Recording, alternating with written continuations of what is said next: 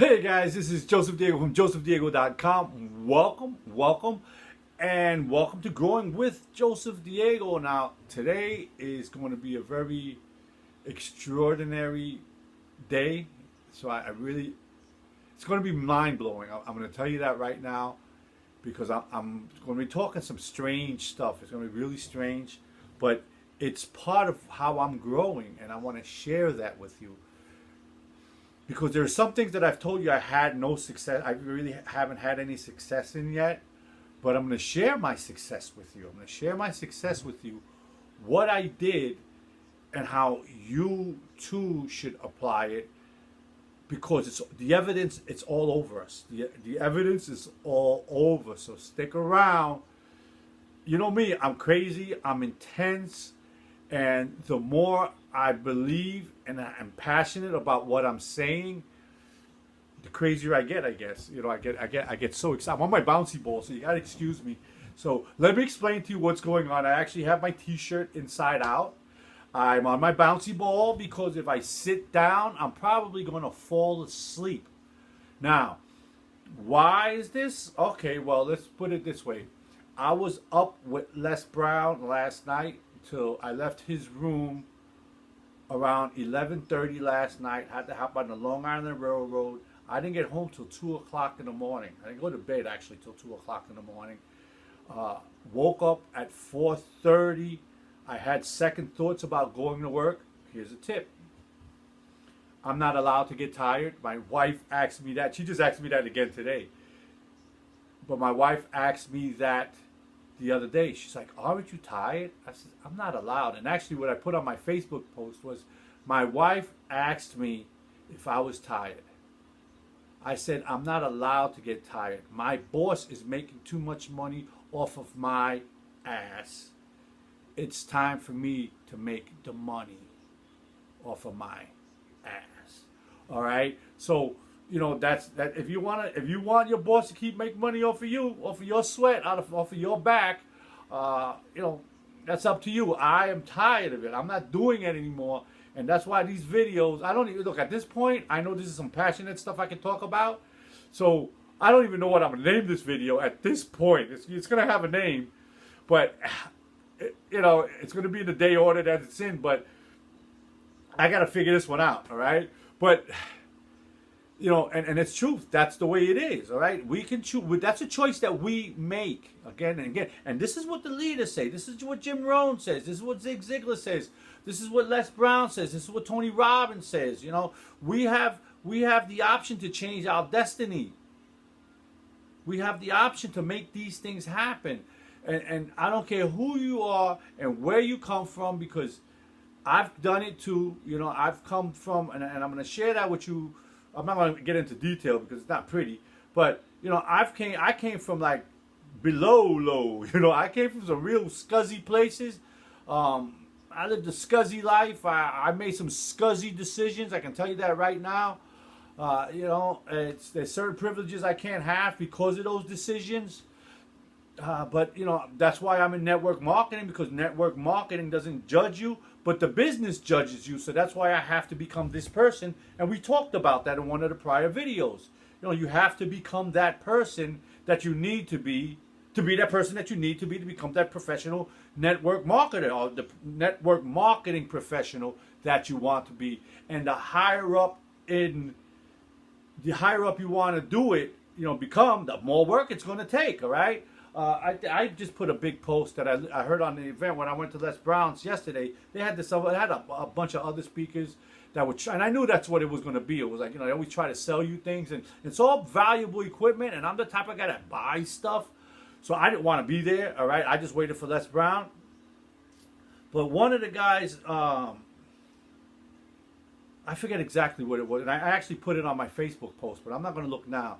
But the bottom line is, it takes hard work, and it's a lot of obligation and a lot of effort, and you're going to have to do it. And the more you want, the more you're going to have to put into it. All right. So if you're one of those people who are looking for the Lamborghini and the big house and the big boat, it's there. It's waiting for you. It's waiting for you. But it's that much work you're going to have to put into that, all right? And depending on where you're from, you know, who you are. I mean, me, where I came from, I got to work hard to get those things. And you know what? Those things sound nice to me too. You know, those things. I was working. I built a firehouse at the local airport, right? Hey, them private jets look nice. Okay, so I'm letting you know. So, and it's not that it can't be had. It can't be had. But am I willing to put in that work?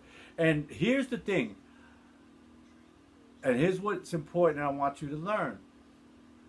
I have been putting in the work, and I am reaping the rewards. I am reaping the rewards. And the harder I'm going to work, I'm willing to work. Like right now, I'm not allowed to sleep. I'm making this video consistently every day. I haven't failed. I just made a Facebook Live video. I'm putting in the effort. I'm writing. I'm posting my blog, and I'm doing that a little bit slower, but I'm being consistent with this. I'm doing some other stuff which we're going to talk about, but that's not what we're here for today. Today, I'm going to show you what really works. Now, let's go back to the beginning with this, and I hope this doesn't drag on, but this is where the Norman Vincent Peales come in, the Napoleon Hills, okay, Earl Nightingale, all those old pioneers, Jim Rohn, Zig Ziglar, all those pioneers from way back in the day. This is before even Tony Robbins. But Tony Robbins, so they all say the same thing. And it may seem far-fetched, right? And it may seem like, it's out of your reach. But it's not. It's not. Because I see myself getting there. Now, remember I was talking about mind-blowing stuff? Okay. Now, I don't know how many of you people know Ray Higdon. Ray Higdon is a gentleman who came. I always talk about him. You know that, right? And Ray came from a. He didn't come from a. I don't know how when he was a kid, but he didn't come from a bad background, and he had a sales experience, and he was able to take off, right? He had the skills, and when he set his mind to it, he achieved his goals. So, my question, I was on a webinar with Ray, and Ray knows me. Ray knows who I am, because I've hung out with him. I've had dinner with him. Him and his wife when he got married and after he got married. We've been at VIP events and stuff like that. Hung out with him and his wife and a lot of other guys. So Ray knows me, and I was on it was a webinar with Diane Hockman. She was actually the host of that, and Ray was a guest. And I asked Ray, I said, Ray, tell me something. What was it that made that click? What was it that made the switch, for you to actually, because he was in a big depression before he actually did it, because he was fed up with what was going on in his life. He was in foreclosure, and his wife was paying his bills. His girlfriend was working at a beauty salon to pay his utility bills. That's kind of degrading. And he used to make good money, right? So he was like in a depression for a year. And I asked him what he did, and he told me, he says, Joe, what I did was I had a resentment towards a family member. And I want to get into details about it because he spoke to me kind of privately about that one. And he said, Joe, when I let that resentment go, it just cleared up some energy or something inside of me, and it took off. It took off, okay? So, and I kind of believed in that stuff. And there's a lot of things like that I believe in, and I'll tell you why, all right? And again, going back to my recovery from my drinking and drugging and the life that I led before, because of the person that I was and my circle of influence in those days, which my biggest circle of influence was my parents, all right? My father being a heroin addict and drug dealer, a career criminal. He died in Sing Sing.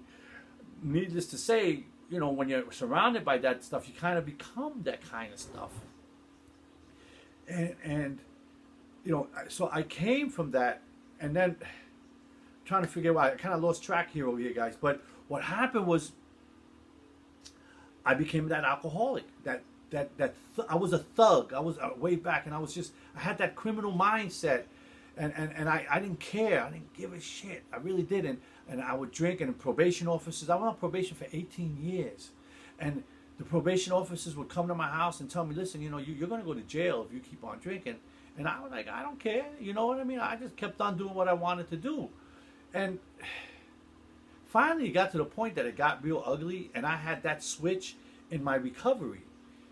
And there were some other things that I want to talk to about with that. But what happened was when I did make that switch, my option was that I had to find out a way to get sober. And when I did that was through Alcoholics Anonymous. So now here I go into a room of, now I'm Puerto Rican and black. I'm Puerto Rican, but I was raised African American.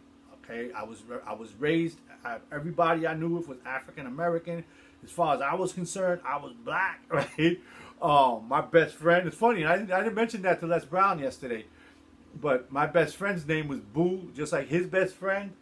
I was raised like that. All right, and I became, and I was hanging out in the hood, and one of my role models in those days was Blood Mitch Green, who was the first guy who stood 12 rounds in the ring with Mike Tyson. He was a heck of a fighter, but he was also into drugs, and he lived that same life also, so he didn't get too far. Great fighter, and he taught me how to fight. I'm going to be pretty good with my hands, and that was part of my thugness, And then when I got sober, and I told these old white guys, right, in this place, and I had to go to them for guidance. And they didn't have much. All they had was sobriety, you know what I mean? So I went to these guys, and I had to get a mentor, a sponsor, right? And I got the mentor, and they told me to do all these weird things that didn't make any sense. They told me to do all these, and I had no faith in or any type of spirituality or in a higher power, which they would call it, or in God. I had the faith the size of a mustard seed. And I say that because I had enough faith that I was willing to try it, right? And I did. And I remember I was sober for not even a month, and I remember my house was in foreclosure. I was losing the house that I'm in right now. My daughter and my son were going through trauma because of their drunken father. My wife was a full-blown out alcoholic also, all right? And I had to take care of them, right? And my sponsor, my mentor told me, Joseph, no. Keep the focus on yourself and watch how everything else gets better. And guys, that didn't make no sense. It didn't make no sense, right? So, but I did it. When he said that to me, I'm saying to myself, what's with this guy, And I said, but you know what? I had the willingness to do whatever was it. They would tell me to pray. And even though I didn't believe, I still hit my knees and said the prayers and asked God for 24 hours of sobriety and thank him for the 24 that I had just gotten, right? That was the prayer. And I kept doing these things. And what happened was miraculous things started to happen. My life started to fall in place. And I let go of all, I released all blame, and I accepted total responsibility for my actions and my past. I mean, I remember I was on probation, and my probation is after like 3 years. My probation officers went to let me go, and I said, I wouldn't let me go because that's how bad I was, right? So, guys, now, all of this stuff now was starting to happen. Now, what I did was the same thing that these leaders, but not these leaders, the leaders that are all over the internet say to do. All of these inspirational speakers, Tony Robbins, Les Brown, Jim Rohn, the old timers, Brendan Bouchard, all of these guys go into these old philosophies. Now, my sponsor gave me a book called As a Man Thinketh by James Allen. Change your thinking and change your world. And that was the first book. And that's the book that Earl Nightingale came from. That's the book. That's where it started for him. And I started doing that. And you know how they say that you can take the Bronx out of the kid, but you'll never take the kid out of the Bronx? Well, today I've been able, because of that book, changing my thinking. And I always say, I always give glory to God, to the universe or whatever it is, whatever you want to call it. Because of that stuff, I've changed. And why do I know that? Because I have this house. I still have my house. I have an amazing relationship with my wife and kids. Now, this isn't the end of it. This is even the beginning of the freakiness. Now let's start getting freaky. All right. Now let's start getting freaky. So, all right. Now I'm reading all these books that you know about, and I'm applying myself, and I'm not getting the results, but I am getting results in certain ways because all of these mentors that I talk about, I'm acknowledged by them. Not only do I know them, but they know me. All of these guys, right? All these bigwigs, even Eric Worre, right? All these guys know me, right? So one guy that I love in particular is Les Brown. So a few months, this is last year, I went to an event, a Les Brown event, right? In Newark, New Jersey. That's a rough part of town over there. I didn't know that. Even I was scared. And I went to Newark and I went to this event. And it was the same type of thing. They tried to sell you all these things. Les Brown was the last guy, right?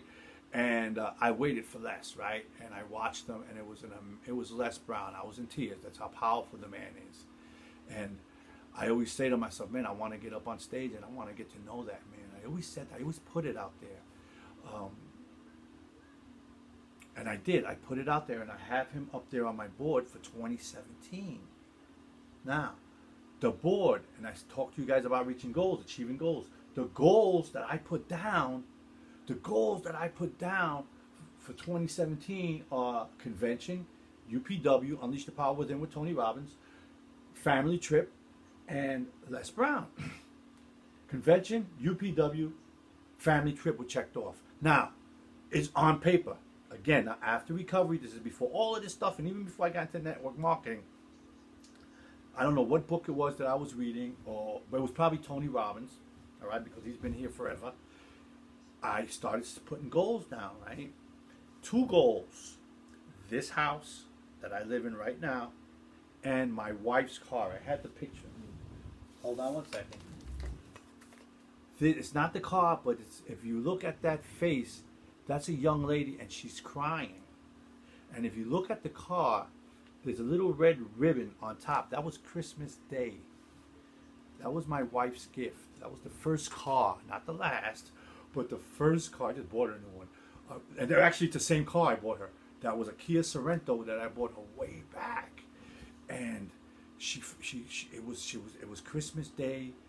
It was beautiful, but that was on my list. And this house, this is the biggest house on this block, right? And I always wanted this house, and I just always, and I put it out there, and this is my house. It's a big house, right? Actually, there's a whole level down here that I use for. It's a gym. I got a gym there. Got my office. I got the training tracks. But these are things that I've worked on. It's not a big, beautiful new house. It needs work. I can tell you that. But it's my house. It's hot. It's warm. It's got 2 refrigerators. A lot of food, right? Lots of love, all right? No more violence, no more anger, no more dysfunction, no more insanity, all right? Because I took the man out of the Bronx, and I took the Bronx out of the man, with God's help, okay? Because of what these leaders tell me to do. So now, Les Brown is on my list up there. Now what happened was, at that event in New Jersey, Les said at the end of the event that if you want me to mentor you, write me a letter at my address and I will consider it. I wrote a letter to Les. Now I don't know if you ever follow Les Brown. You should if you don't. And he has a story when he's at the Georgia Dome or something like that. And he's talking about when he goes to a gentleman, he wanted to be a disc jockey.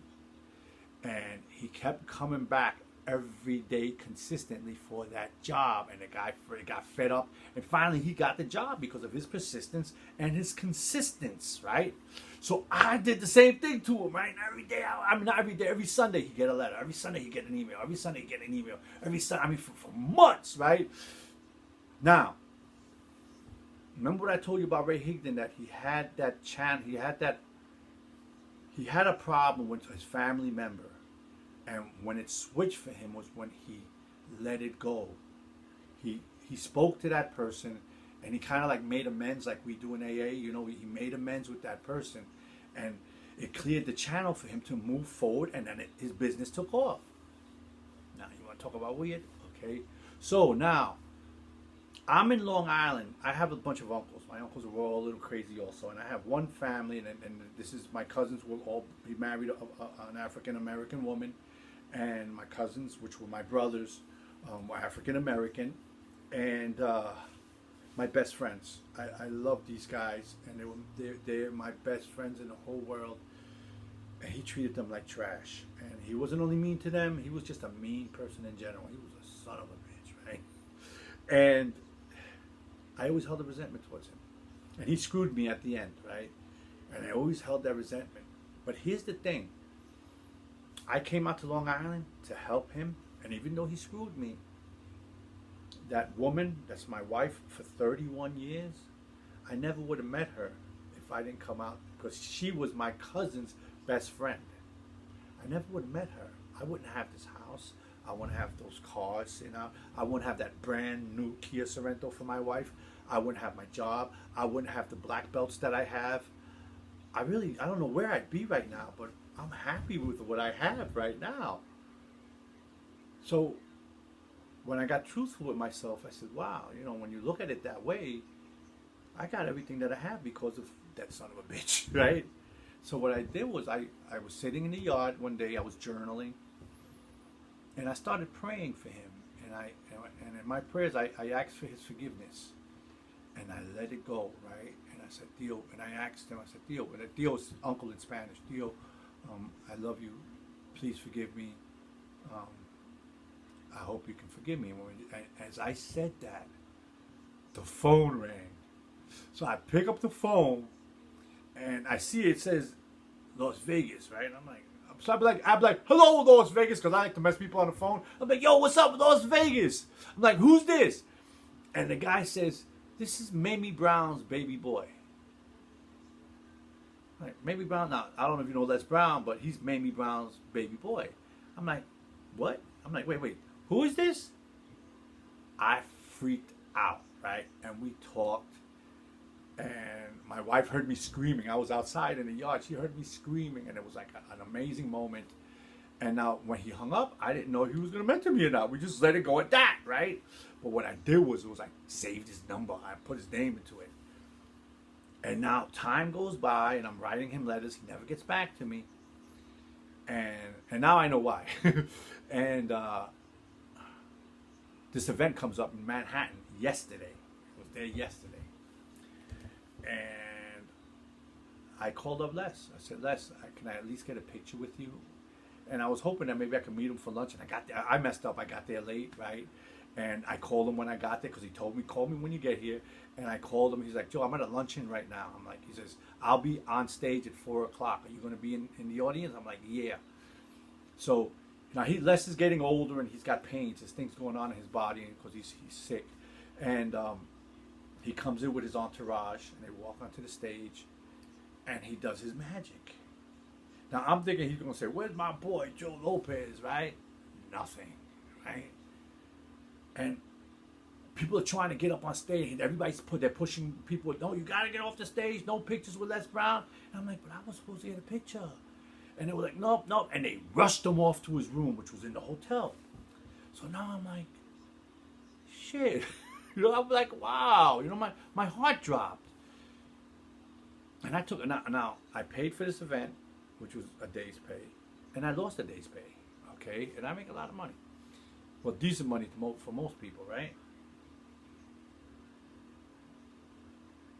I went back to thinking like Les Brown. I called up my wife, and I texted her with a sad face. And then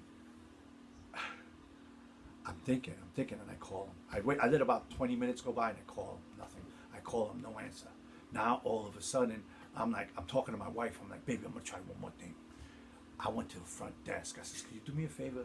Could you call Les Brown's room and tell him that JosephDiego Lopez would like to take his picture? So what the lady at the desk did was she gave me, now this was high security in this hotel. They wouldn't just let you up. She gave me the phone and I spoke to him and he said, come on up, Joe. Now that was around 6:30 in the evening. That man treated me to dinner. That man, we sat till, God, he shared a same story with me about what I'm just telling you right now in his life. What an amazing evening. I actually had to tell him, Les, it's getting late. I have to leave. I mean, he's hanging out in his t-shirt. He's usually in a tie, he's hanging out in his t-shirt and he just relaxes, his pajamas, and we're just having a good old time. And I had to leave. But him and I made a lot of connections, and a lot of good stuff came from that. I'm crossing it off. All right. Him and I have a better relationship now. We have an amazing. It's funny, what's going to come from this, and I know it. But what I'm telling you is, listen to the people that know. Listen to the leaders, because if it's too far-fetched, and you're saying to yourself, I can't see it happening, it can happen. It can happen. Because for what I never ever imagined what happened yesterday that would have happened. I was going to be happy with a picture. Actually, he made, if you go to my Facebook page, what happened was I was there so late, he made a video and sent it to my wife just to tell her, he's okay, he's at my house, he's hanging out with me in my room. And he had to leave at 5 in the morning to get to LaGuardia Airport. But, this is what I'm saying. This stuff works. The books, the training, all the stuff that you say to yourself, oh man, I can't afford to do this. No, you can't afford not to do it. Guys, in my mind, I can afford that Tony Robbins thing, and I pay every month for that. Actually, I got the bill coming today. Every month for that.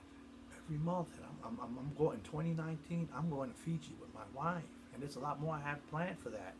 It's going to happen, and you guys are going to be part of it. You're going to grow with me. Now, I know I've gone on for, half an hour. I don't even think most of you guys are going to watch this, but you know what? I'm putting it on anyway, because this is real. This is intense. This is me. This is the real JosephDiego, sharing my story with you, sharing my success. This is my success. Because of those decisions, because of these books, because of these people, because of those events that I go to that I can't afford to go to. Okay? I buy expensive books instead of a pair of sneakers. Right? Instead of going out to dinner. I go out to dinner a lot, but there's times that I'll sacrifice the dinner to buy a book, to buy a training course. Okay? Actually, there's a training course that I'm paying for right now. Okay, thank God it's going to be recorded, because I got to go to sleep, because here's what happened. I didn't get home till 2 o'clock in the morning from Manhattan, and I had to get up at 4:30, so I slept 2.5 hours.